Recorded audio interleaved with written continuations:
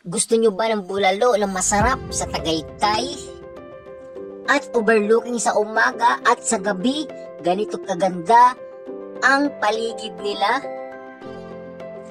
Nandito nga pala kami ngayon sa Bulalo, Capital, Tagaytay City. Yan, madali lang siyang matatagpuan at makikita nyo agad dito sa parking ang Copa Coffee. At along highway area lang siya.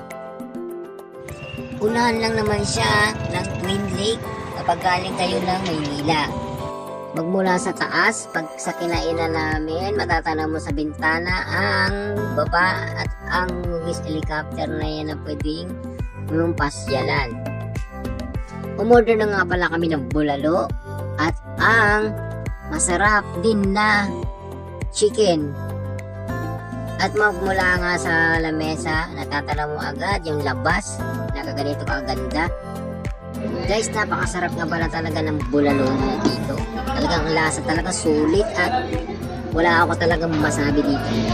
After nyo naman kumain, mga nagay mamasyal dito sa paligid nila. Sa entrance pala na makikita mo to telepono na antique. At pagbaba mo dito sa isa nilang parking dito sa loob, makikita mo ang ganitong kaganda ang restaurant nila at ang pwede mong pasyalan dito sa baba ang helicopter. Ayan, pwede kayo magpa-picture dyan sa baba. At isa pang malawak na parking area dito sa baba. Ayan, makikita ninyo.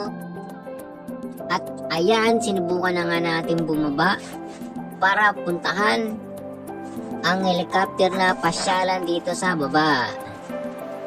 At talaga namang napaganda talaga dito sa may baba. Ayan, nakita na nga natin at lalapitan natin kung gaano talaga kalaki. So talagang sinlaki talaga siya ng helicopter.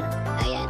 So pwede kayo magpa-picture dyan sa may pakpak. Tsaka kung saan kayo gusto magpa-picture dyan. Ayan. At dito naman tayo ngayon sa rooftop nila. At dito mo makikita ang mga kanyang iba-ibang hugis na katulad mo makikita sa mga hills. Ayan, may hugis puso, pugad. Ayan, kung ano-ano na lang yung hugis na makikita nyo dito. Hugis pugad. Ayan, hugis bilog na may sanga-sanga. Ayan. So, meron din dito hugis puso. Ayan. So, pa-picture kayo dyan at meron din silang mga street sign. Ayan. So, kung nakikita nyo. At meron din silang style na hagda na may pinto lang siya talaga. Ayan. So, at syempre, ito yung trono or ito yung upuan na puro puno ng espada. Ayan, kung makikita nyo, pwede kayo magpa-picture dyan. At meron din dito sa taas ng telepono na antique. Makikita dito sa... At sinubukan na nga namin yung duyan dito dahil merong duyanan dito sa may taas. At syempre ang katabi namin na si Bumblebee na talagang ang angas talaga, Tina. Napakaganda talaga ni Bumblebee dyan. Talagang sulit at napaka-angas. Ganda. Magmula nga sa taas, no, at matatanaw natin yung kabuuan ng restaurant nila. Yan, sa gabi pa yan, napagaganda, lalo siguro pag umaaga.